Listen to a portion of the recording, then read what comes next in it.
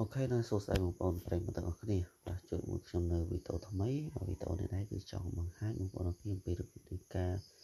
ពិនិត្យមើល Facebook របស់យើងថាតើមិត្តភ័ក្តិនៅក្នុង Facebook របស់យើងណាបងប្អូនគ្នាតើមានការសកម្មឬក៏មិនមានការលេងឆាតឬក៏ទំនាក់ទំនងជាមួយគ្នា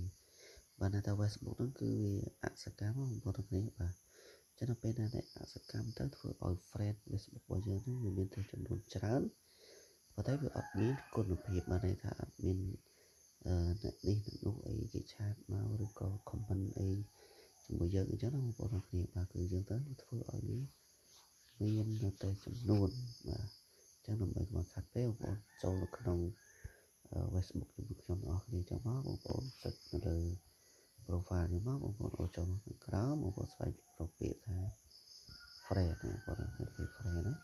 ចាំបងប្អូនយកពាក្យថា CR នេះបងប្អូនចុចលើនឹងហើយបន្តមកបងប្អូនយកពាក្យថាmanage បាទ manage នេះបងប្អូនគ្នាបងប្អូនយកពាក្យថា manage នេះហើយបន្តមកទៀតបងប្អូនរងចាំមើលនេះឃើញបងប្អូនឃើញនេះគឺជា friend របស់យើងដែលលេងជាមួយយើងរៀងរាល់ថ្ងៃដោយ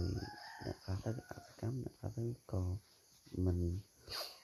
អសកម្មដែរប៉ុន្តែថាលេងផងអត់ផងសម្រាប់នៅខាងជួរលើគេបងនេះគឺគេអត់លេងជាមួយយើងរហូតតែមកបាទប៉ុន្តែគឺគេអត់លេងជាមួយយើងរហូតអញ្ចឹងចាំមើលយើងចូលទៅតើ friend របស់យើងនោះវាចំនួនប្រមាណដែលគេអត់លេងជាមួយយើងសោះបាទអញ្ចឹងមានចំនួនដល់ទៅ7បងប្អូនគ្នាតែគេអត់លេងជាមួយយើងសោះណាបងប្អូនគ្នាយើងអាច unfriend ចោលទៅបាទបងប្អូនគ្នាអាច unfriend ចោលម្ដងមួយយ៉ាងមកឬក៏បងប្អូនចុចម្ដងគ្រីសម្ដងទាំងអស់ចឹងបាទបងប្អូនគ្នាបងប្អូនចុចលើនោះមកបងប្អូនយកកន្លែងនេះ CR នេះមកហើយបងគ្រីយ៉ាងមកក៏បានឬក៏មិនកើតទេបងប្អូនរើសម្ដងមួយមកបាទឡើងសូមចុចរើម្ដងមួយពីព្រោះ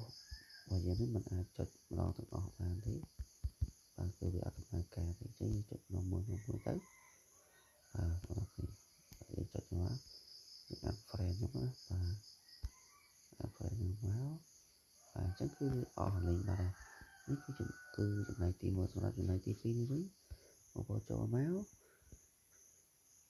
គឺសម្រាប់ unfriend ដូចគ្នានេះគឺសម្រាប់ទៅលើ friend ណាដែលគេសកម្មមិនលេងជាមួយយើងដូចគ្នាដូចជាមានអីអសកម្មហើយមានតែFacebook ទេតែ profile មានតែខូចហើយចឹងបងប្អូនចូលរកមើលទៅនេះអត់ណូបងប្អូនទៅ unfriend ចោលទៅហើយណាបងប្អូនមិន unfriend ទេបងប្អូនຕົកទៅចឹងណាបងប្អូនហ្នឹងបាទចឹងគឺយើង unfriend មកខ្ញុំ unfriend យកនេះបាទណាបាទចឹងគឺនេះគឺជារបៀបនៃការឆែកមើលថាតើ